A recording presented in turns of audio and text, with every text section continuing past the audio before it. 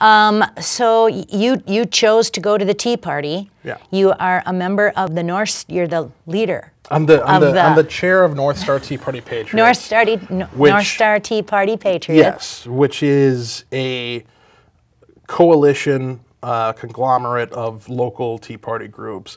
It's really not that fancy or that complicated. It's there. You've got local groups all over Minnesota. All over Minnesota. All over. And some of them have chosen to come together and operate under this umbrella of North Star Tea Party Patriots. There are many others who haven't. There are many others who are independent. There's a coalition up in northern Minnesota. I believe it's called the Northern Liberty Alliance or something along those lines.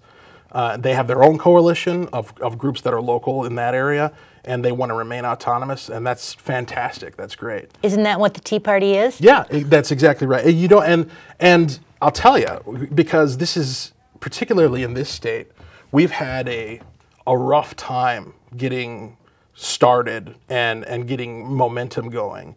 The Tea Party has in general. And a lot of the trial and error that's taken place has involved these kind of larger coalitions and trying to just impress with numbers. We've got this many people and this big of an email list, and but it's kind of doomed to failure when you do it that way, because the essence of what the Tea Party is local and individual and communal in the true sense of the word, where it's me dealing with people who I share values with and choosing my relationships, and the kind of command structure that you get in a typical organization is sort of anathema to that. And so what we've learned to do with North Star, what we've come to with North Star, is that the coalition sort of exists as a point of connection between groups to say, this is what I'm doing, what are you doing? This is what we've heard, just information sharing, best practices, speaking with a common voice on particular issues where we do have one, because not everybody agrees on everything all the time. What? Yeah. And that's the beauty of it. That's the beauty of it. So when all you right-wing racists get together, right, what are some of the issues that you talk about? And I'm just kidding you, you know. Yeah, okay. Of course. Okay.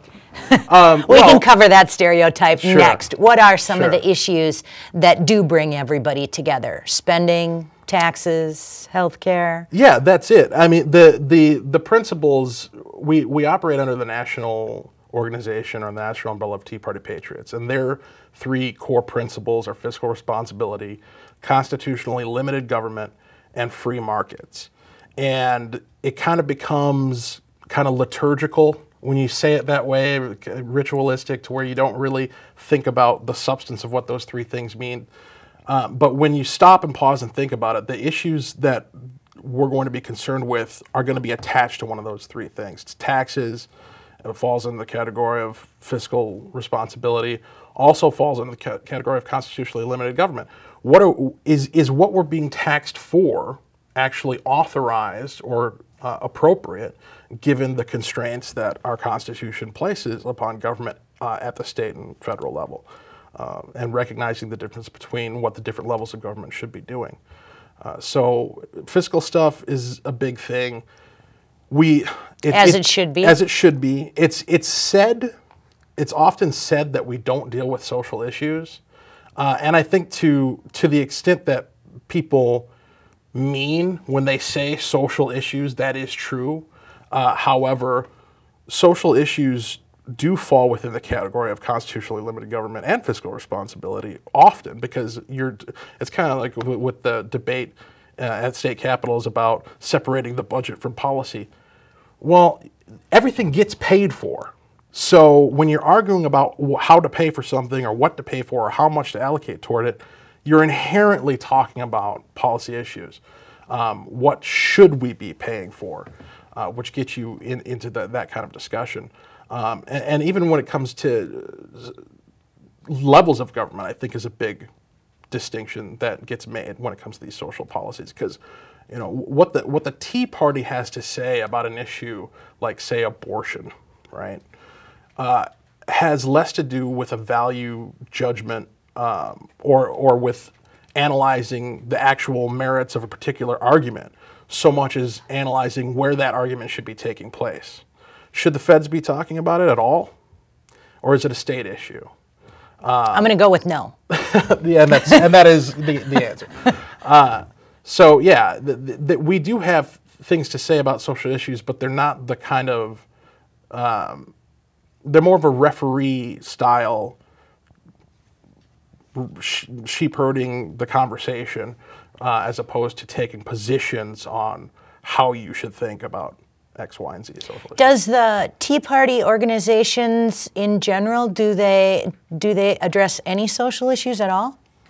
Well, it depends. A lot of these local groups do get very fired up about particular social issues, and you'll find, as we did when we first started coalescing North Star, that there are some groups that are very drawn toward social concerns, social policy, religiosity, having faith as a base of what they do.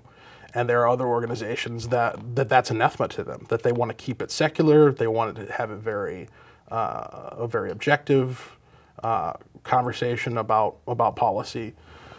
And so I think the mantra of we don't talk about social issues is sometimes an evasion of that conflict. It's, well, let's just not talk about it. That way we don't have to fight about it and we can come together on these fiscal issues. But I don't think it necessarily has to be that way. I think it's appropriate since we're dealing with free associations, these local groups, if they want to take on a particular issue and champion it under their banner, more power to them. And isn't that the beauty of the Tea Party? Right. Individuals decide. It's the epitome of grassroots organization. And I love the exchange of all the ideas from people and all different. I've been to many Tea Party rally and meetings, and I love them because A, they're all different. Right. The interesting mix of people that you get there, the issues that you talk about, I think are fantastic. So let's talk a little bit about the stereotyping of the Tea Party. Sure. And I have never seen the attacks on a particular group like I've seen against Tea Party people, whether they're calling them teabaggers or white racist or extremists or whatever. It just amazes me, the anger and hatred towards the Tea Party groups. Right. Well, and that's that's what it is. It's anger and hatred, cleverly crafted as opposition to anger and hatred, and as promotion of love and unity and tolerance. It really is quite fascinating from an anthropological, sociological perspective, the phenomenon of people viciously attacking what they perceive to be a vicious attack rather than challenging it intellectually, challenging it rationally, arguing on the merits. There's so much argument of intimidation which takes place, and that's really what all that stereotyping falls under, is the category of in terms of logical fallacy of an argument from intimidation.